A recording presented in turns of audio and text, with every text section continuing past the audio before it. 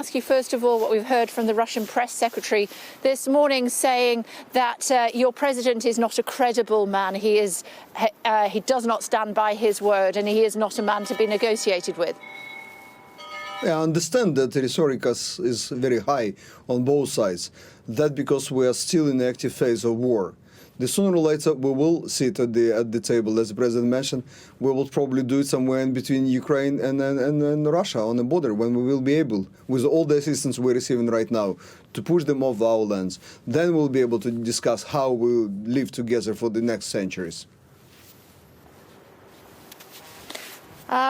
In the last hour or so, there has been more bloodshed here in Kyiv. We heard the explosion. We've been told by the mayor that more people have died, waiting for further confirmation and details on that. How will this war end?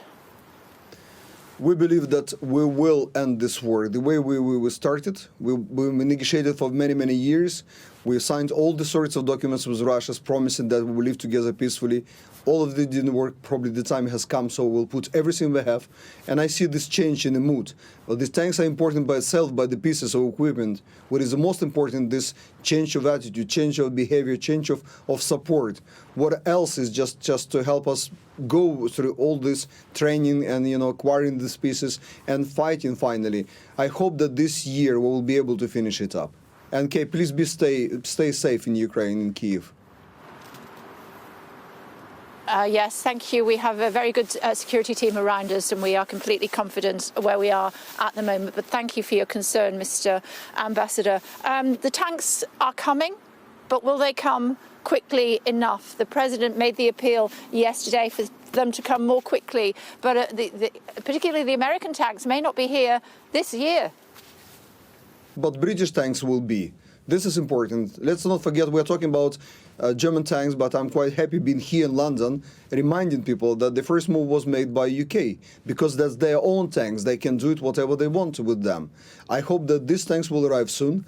The training, the people from Ukraine to UK will come in a month to be trained. So these tanks will come, I hope, at the same time as Leopards. I'm quite happy the Chancellor promised it to have it by the end of the March.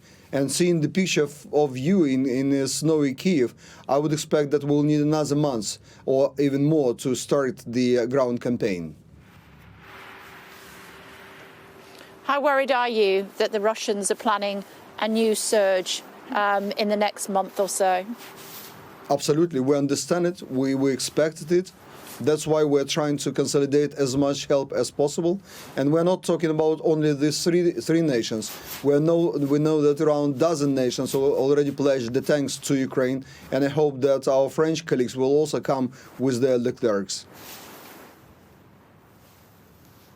We must leave it there. Thank you very much indeed, Mr. Ambassador, for joining us this morning. Thank you.